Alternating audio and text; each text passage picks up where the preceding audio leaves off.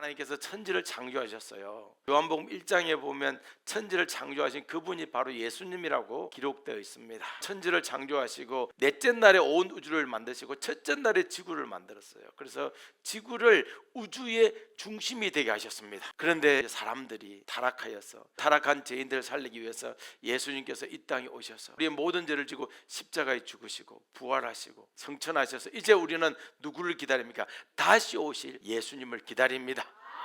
그래서 우리는 이렇게 인사하기도 하죠. 마라나타. 예수님은 알파와 오메가예요. 알파가 오메가 되신 우리 예수님께서 이 자리에 임재하시고 거닐어 주십니다. 그래서 우리가 살아갈 때 이런 고백을 많이 해야 돼요. 소리 내어서도 예수님 감사합니다 하지만 또 그러지 못할 때도 있잖아요. 예수님 사랑한다고 또 감사하다고 늘 고백을 많이 하시기 바랍니다. 오늘 성경 말씀에는 두 맹인이 치료하는 사건과 또 귀신 들려서 말 못하는 사람을 치유하는 사건이에요. 눈과 입은 누구에게나 있지만 눈이 해야 할 진짜 할 일, 입이 해야 할 진짜 할 일을 오늘 말씀을 통해서 우리에게 알려주는 거예요. 우리가 예수님을 애타게 부르고 애타게 찾을 때 예수님은 과연 어떻게 반응하실까? 오늘 이 두 맹인의 이야기를 통해서 예수님께서 우리에게 답을 주고 계십니다. 두 맹인은 앞을 볼 수 없었어요. 동시에 그 당시 세상으로부터 죄인 취급을 당하며 살아왔습니다. 그래도 두 맹인은 다윗의 자손이신 예수님을 향해서 간절히 외쳤습니다. 그 당시 다윗의 자손, 호칭은 그저 유명한 왕의 이름을 말하는 것이 아니라 구약의 예언이 가르치는 메시아를 믿는 고백이었습니다. 두 맹인은 단순히 불쌍히 여겨주세요 이런 외침이 아니었어요. 자신들이 죄인이며 예수님만이 긍휼을 베풀 수 있는, 우리를 불쌍히 여길 수 있는 유일한 분이라는 고백을 했습니다. 그리고 예수님은 그들의 고백을 들으셨고 놀랍게도 그들의 기도를 들어주면서 눈을 뜨게 하셨습니다. 우리 27절을 읽어보겠습니다. 시작. 예수께서 거기서 떠나가실 때 두 맹인이 따라오며 소리질 내리되 다윗의 자손이여 우리를 불쌍히 여기소서 하더니 아멘. 앞을 전혀 볼 수 없는 사람들이 예수님의 그 소문을 듣고 벽을 더듬으면서 이렇게 예수님을 찾아왔습니다. 성경에는 자세한 내용은 안 나오지만 분명한 것은 그들이 붙잡을 수 있는 소망은 없었어요. 전혀 소망이 없었습니다. 그 당시 유대인들은 맹인하면 그 사람 죄인의 대표야, 죄인이라고 인정하는 그런 분위기였어요. 도대체 저 맹인은 얼마나 큰 죄를 지었기에 앞을 보지 못하는 건가, 얼마나 비참한 죄를 지었기에 인생이 비참할까, 이런 시선으로 바라본 거예요. 그러나 이 두 사람은 그 골목에 주저앉아 자기 신세 안탄만 하다가 끝나지 않았어요. 느린 발걸음도 괜찮았습니다. 예수님 저 멀리 앞에 가고 있어서도 괜찮았습니다. 포기하지 않았습니다. 그래서 입술에서 외침이 터져 나왔어요. 다윗의 자손이여 우리를 불쌍히 여기소서. 그 옛날 다윗의 왕조에서 오실 메시아, 그 사람들을 구원할 분을 가리키는 그 진실하고도 진지한 절박한 고백이었습니다. 앞을 못 보는 사람이 다윗의 자손이에요 그러니까 다른 사람들이 이상하게 생각하는 거예요. 그 부르짖음에는 은밀히 간직해온 그들의 믿음이 숨어 있었어요. 그게 뭐냐면 우리가 기다리던 그 하나님의 약속을 완성할 분이 바로 당신입니다 라는 그런 진정한 신앙 고백이었어요. 그 당시 사람들로부터 무시와 조롱을 받고 그렇게 살아왔지만 예수님 앞에서만큼은 무너지고 싶지 않았어요. 다른 사람들은 예수님을 무엇이라 생각했냐면 나사렛 출신의 목수점이라고 생각했어요. 그러나 두 맹인은 구원자 메시아라고 정확하게 믿었습니다. 바로 앞에 보면 우리가 잘 아는 온 땅을 뒤흔든 해당장 야이로의 딸이 살아났다는 이 소문이 가버나움과 그 주변에 샥 퍼졌습니다. 그 소문을 듣고 움직인 맹인은 별로 없었습니다. 그저 그거 남의 이야기야, 해당장 정도 되니까 그렇게 된 거야, 이렇게 하고 체념했습니다. 그러나 이 두 사람은 예수님을 향해서 목청껏 외쳤습니다. 우리의 상황을 불쌍히 여겨주세요. 그들은 예수님한테 멀리 가는데 우리를 불쌍히 여겨달라고 했지 눈 좀 뜨게 해주세요 이렇게 하지 않은 거예요. 그들에게는 움켜질 손도 안 보였어요. 두 눈도 안 보였지만 그 마음속에는 예수님을 향한 남다른 빛이 있었습니다. 두 맹인의 그 느리고 위태한 발걸음, 그렇게 벽을 짚으면서 따라오는 모습이 다른 사람들에게는 미련해 보였어요. 그러나 보이지 않아도 믿음으로 내딛는 그 발걸음은 참으로 아름다운 발걸음이었습니다. 세상 사람들은 실패와 상처를 죄의 낙인으로 바라보지만 이 두 사람은 그 어둠 속에서도 예수님을 메시아로 고백하면서 붙들었습니다. 다윗의 자손이여 우리의 호소를 들어주소서. 그들이 부르짖는 음성, 그들의 그 호소하는 음성은 있잖아요, 묵묵히 걷고 계시던 예수님의 마음에 깊은 울림이 되었습니다. 우리 28절을 읽어보겠습니다. 예수께서 집에 들어가시며 맹인들이 그에게 나오거늘 예수께서 이르시되 내가 능히 이 일 할 줄 믿느냐 대답하되 주여 그러하오이다 하니. 아멘. 예수님을 향해서 절박하게 울부짖는 두 맹인의 음성이 길에 울려 퍼져요. 그런데도 예수님은 한참을 더 걸어가다가 어느 집 안으로 들어갔습니다. 사람들이 볼 때 좀 냉정하게 보이잖아요. 따라오는데 집 안으로 들어가 버렸어요. 하지만 이때가 예수님의 마음이 절절히 드러나는 그런 순간입니다. 그럼에도 이 두 맹인은 멈추지 않았습니다. 사람들에게 이리 밀리고 저리 밀려서 방향 감각마저 위태로울 수밖에 없던 처지임에도 오직 예수님을 붙들고 집까지 따라옵니다. 예수님은 그들을 집 안으로 따로 불러들였어요. 세상 어느 누구도 이 맹인에게 주목하지 않을 때 예수님은 연약해 보이는 이들을 특별히 초청하셨습니다. 스페셜 게스트로 초청한 거예요. 예수님은 묻습니다. 내가 눈을 뜨게 할 줄 믿느냐? 이 정도의 물음이 아니었어요. 예수님 물음이 이런 거예요. 내가 너희 죄를 사하고 너희를 사망에서 건져낼 유일한 구원자임을 믿느냐? 두 사람은 전혀 정말 망설이지 않고 주여 그렇습니다, 그러하옵니다, 이렇게 고백했습니다. 이제 예수님을 선생님이 아닌 주님이라고, 주여라고 높여 부르는 이 대답 안에 예수님의 말씀에 대한 영혼의 동의가 담겨져 있었습니다. 예수님의 목적이 만약에 맹인의 눈을 뜨게 하는 것이 목적이었다면 그냥 길 가다가도 뜨게 해줄 수 있었어요. 그럼에도 일부러 그들을 집 안까지 이끄신 이유가 있는데요, 그건 뭐냐면 예수님의 관심사는 질병의 치유도 있지만 더 중요한 것은 죄에서 구원이기 때문입니다. 육신의 질병을 고치는 일은 전능하신 그분에게 그렇게 어렵지 않습니다. 그러나 죄인을 구원하려면 자기가 어디로 가야 되죠? 십자가로 가야 되잖아요.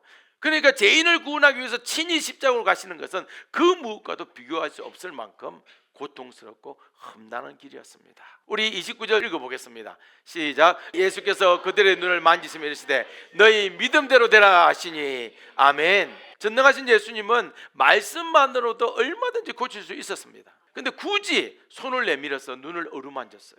어둠에 갇혀서 구원자를 알아볼 수도 없고 또 똑똑히 보면서도 경배하지 않는 우리의 죄까지도 기꺼이 짊어지는 주님의 마음이 그 손길에 담겨져 있었습니다. 그 손길 한 번에 눈을 뜨게 만드는 능력뿐 아니라 죄의 뿌리까지 뽑아내십니다. 그래서 예수님은 창조주이십니다. 예수님이 있으라 하면 그대로 생겨나고 정말 이루어지라 하면 조금도 어긋남이 없습니다. 예수님은 너희 믿음대로 되라, 두 맹인을 향해서 선포하셨습니다. 그 말씀이 선포된 후 두 사람의 눈은 활짝 떠졌고요, 즉각적으로 두 눈이 열렸습니다. 매일 눈을 감고 있으면 정말 어두운 동굴 같은 시야잖아요. 그러니까 맹인들이 눈을 감고 있는 건 뭐냐면 동굴 속에 있는 시야였다가 갑자기 순식간에 밝혀지면 어떻게 됩니까? 눈에 상처가 입어요. 재활이 필요한데 예수님이 고치면 이러지 않습니다.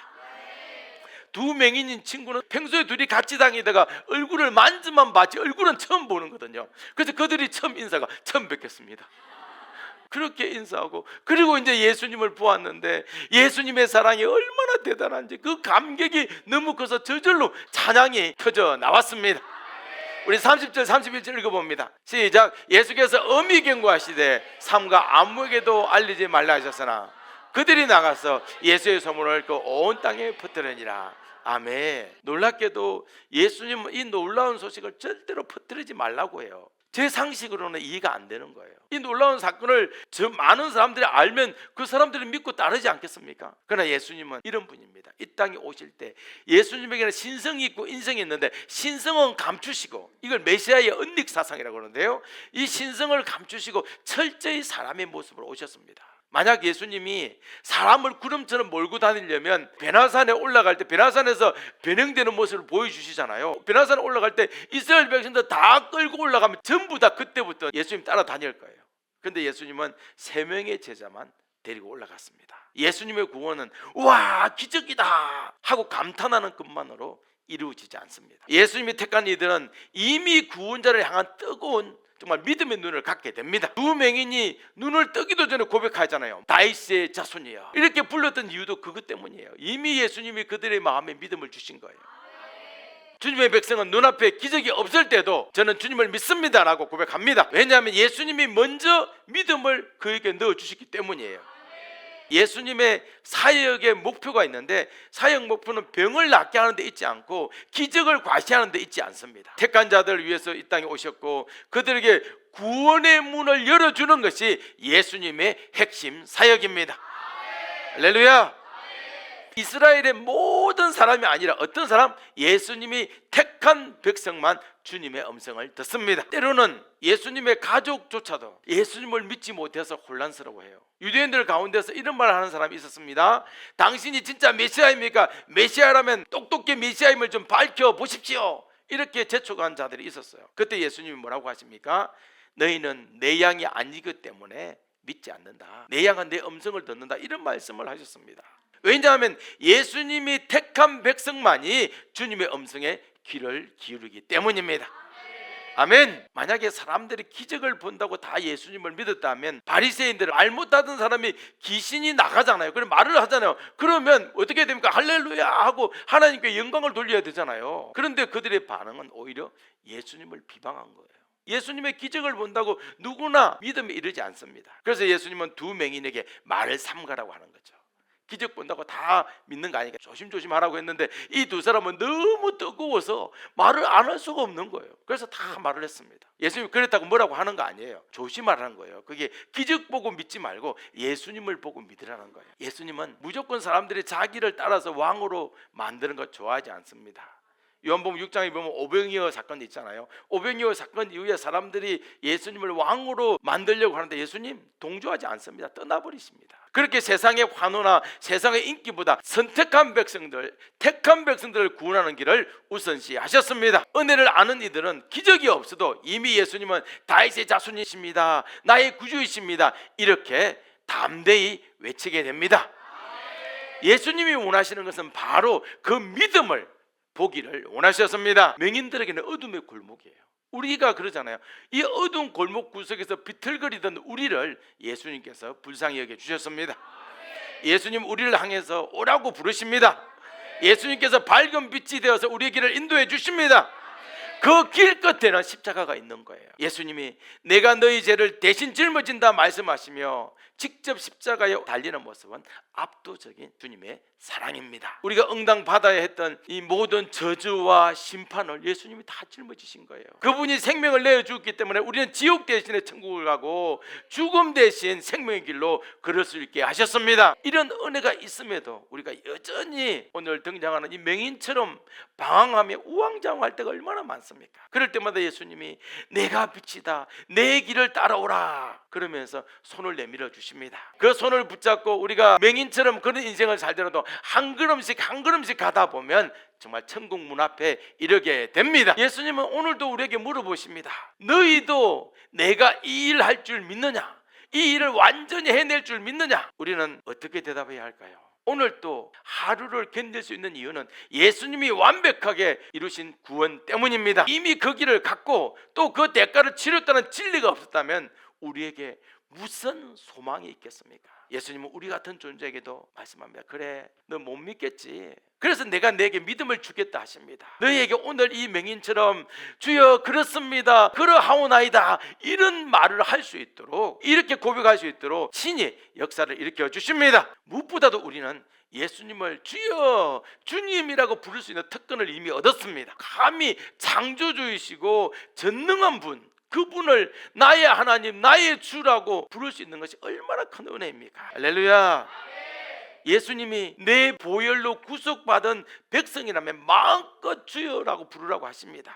그래서 우리는 아무 걱정 없이 언제든지 주여 주여 부를 수 있는 거예요. 할렐루야. 얼마나 감사한 일입니까? 그리고 우리는 또 예수님의 전능함을 믿는 것입니다. 예수님이 못할 일이 없음을 깨닫게 해준 것도 큰 은혜예요. 구원은 우리가 어깨 힘준다고 되는 일이 아닙니다.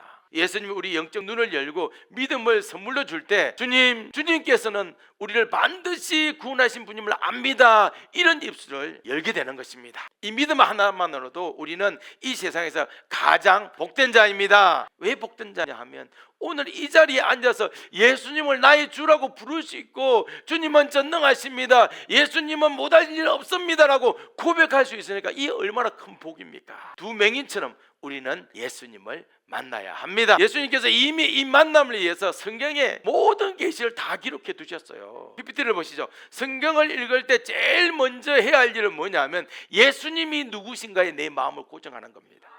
성경을 펼칠 때 어디에 예수님이 누구신가, 오늘 예수님이 누구신가를 나에게 가르쳐 주시는구나를 깨달아야 되는 거예요. 예수님이 누구신가를 먼저 알아야 되는데 우리는 늘 오늘 마음이 힘든데 좀 위로운 말씀 좀 찾아볼까?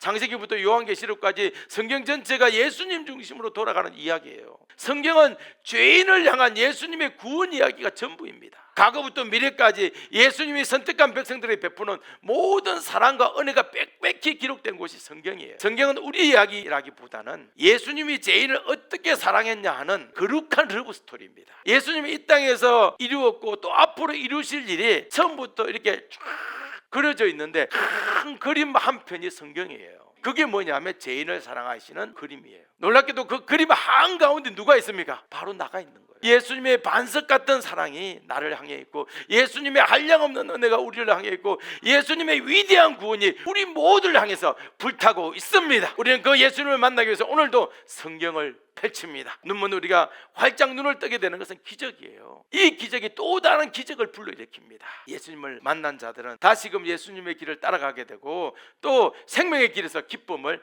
경험하게 됩니다. 이런 축복이 우리에게 주어졌다는 그 사실이 정말 감격스럽습니다. 우리 32절을 보겠습니다. 시작. 사람을 예수께 데려오니. 아멘.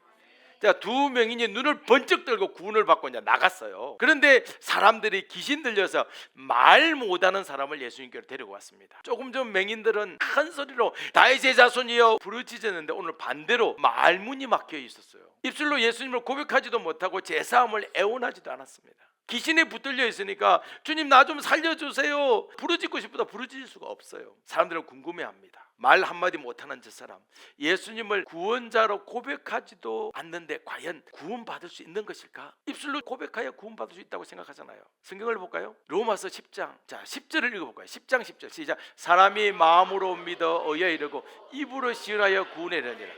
13절 누구든지 주의 이름을 부르는 자는 구원을 받으리라. 우리의 머릿속은 어떻습니까? 입술로 고백해야 입으로 시인해야 구원을 받는다고 나오잖아요. 그런데 저 사람은 지금 아무 말도 못하잖아요. 이제 어떻게 될까? 오늘 로마서 10장 10절 이대로 안 하면 못 얻는 겁니까? 일반적인 거 특별한 게 있다는 걸 아셔야 돼요. 일반적으로 말을 하는 사람은 반드시 고백을 해야 돼요. 그런데 저 사람은 아무 말도 못하는 이제 어떻게 될까? 신앙을 흔드는 이 말은요 지금에도 화두되고 있는 논쟁이에요.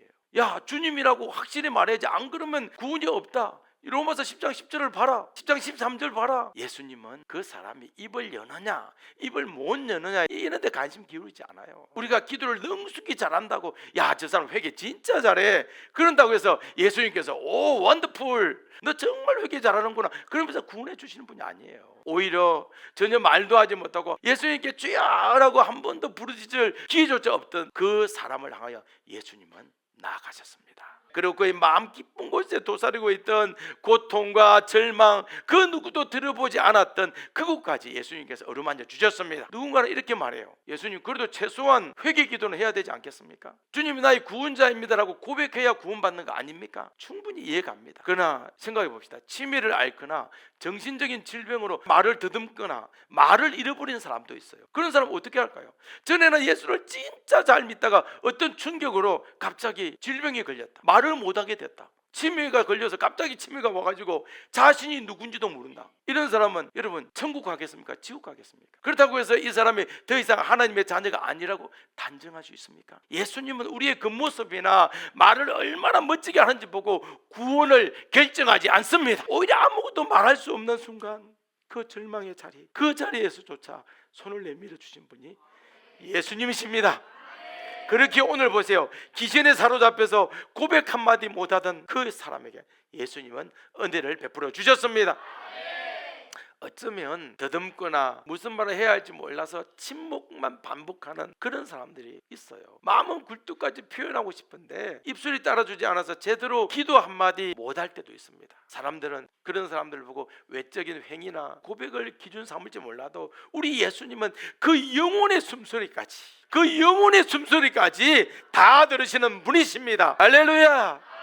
예수님을 전능하다고 해놓고 말 못하는 사람은 천국 못 간다고 말하는 건, 그건 예수님이 전능하지 않고 2% 부족합니다 라고 말하는 거하고 똑같아요. 귀신 들려 말 못하는 사람을 자유롭게 하는 예수님의 자비로운 손길이 오늘날에도 수없이 많은 일들을 붙잡고 있습니다. 낙심했던 자들이 머리를 들게 하고 정말 절망 속에서 한 줄기 빛을 보게 되며 전에 알지 못했던 생명의 소망을 붙잡게 됩니다. 그래서 예수님 앞에서 아무 말도, 어떤 영혼도 아무 말 못했다는 이유로 버려지지 않습니다. 우리는 이런 잘못된 상식, 이런 잘못된 걸 가지고 있어요. 무엇인가를 잘해야만, 특별히 제대로 된 고백을 해야만 구원받는다는 자객의 쇠사슬, 이 자객의 쇠사슬로 꽁꽁 묶여놓고 그때 예수님은 모든 것을 떨쳐내라고 말씀하십니다. 예수님은 오랫동안 누구에게도 말 못했던 우리의 사정까지 다 알고 있습니다. 때로는 직접 요청하지 못해도 믿음의 한마디를 끝낼 수가 없어도 전능하신 예수님께서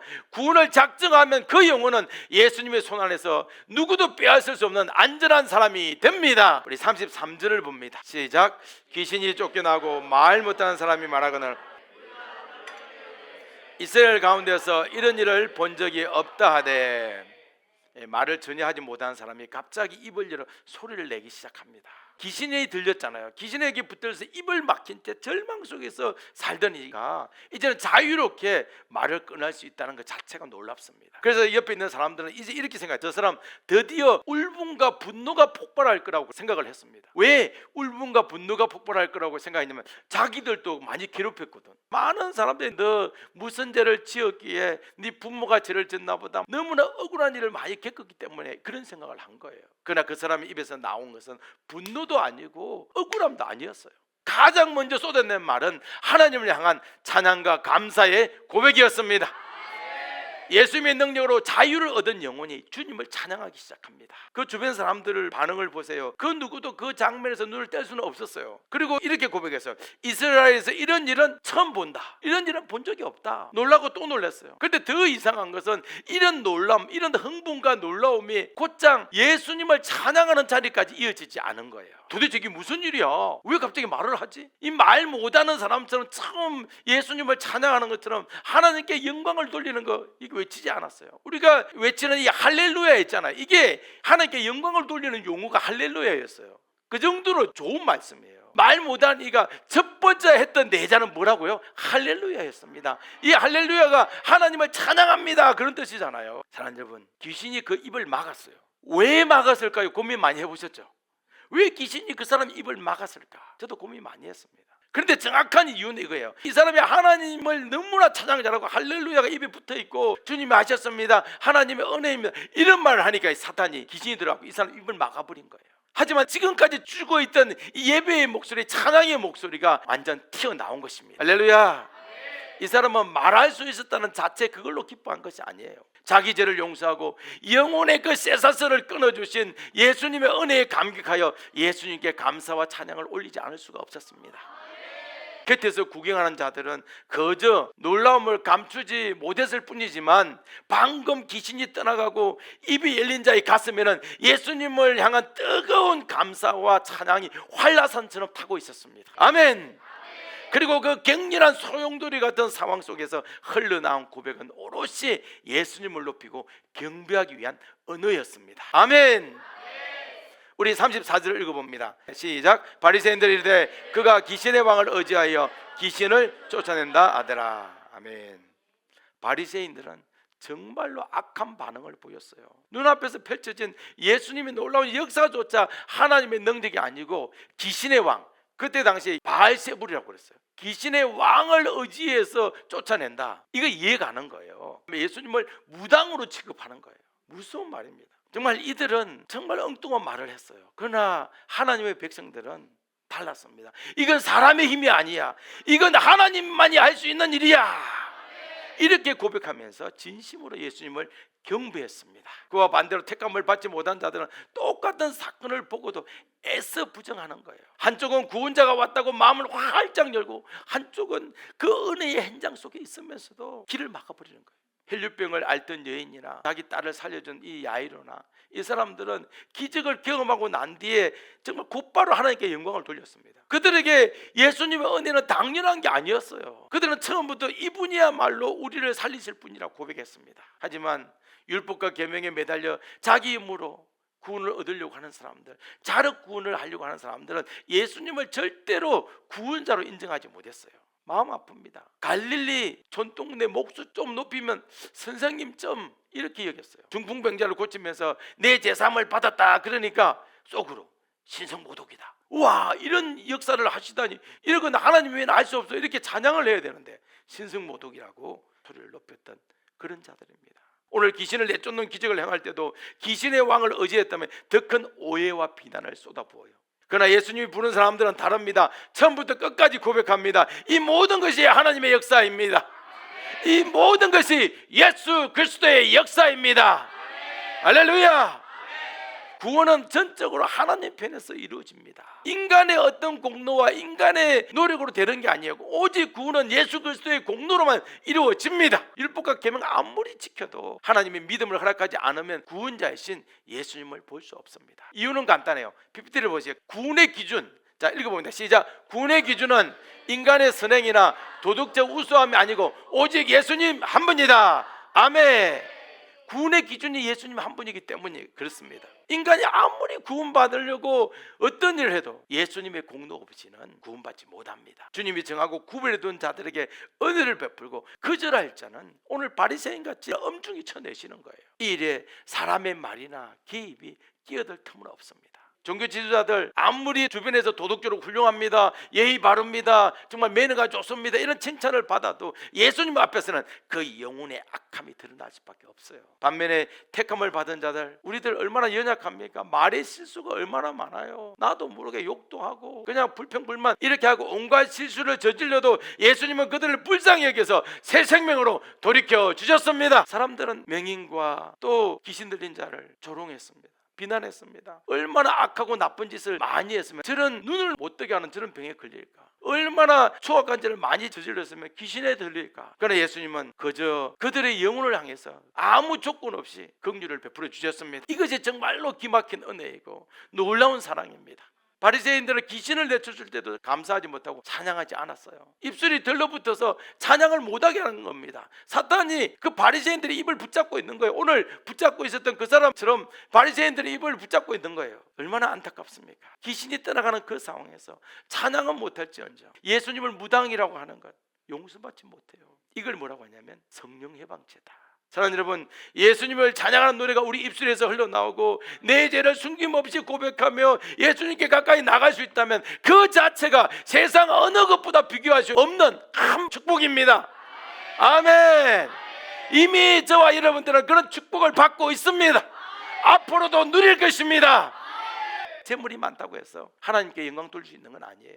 창조주를 높이는 찬양과 경배의 은혜는 오직 예수님의 긍휼 안에서만 가능합니다. 사랑하는 여러분, 우리가 지금 입술로 예수님을 높이고 있다면 그것이야말로 천지를 지으신 주님이 허락한 최고의 은혜입니다. 사랑하는 여러분, 우리는 예수님의 은혜를 잊지 말아야 합니다. 그리고 그 은혜에 기꺼이 경배와 감사와 영광을 돌리는 찬양을 멈춰서도 안 됩니다.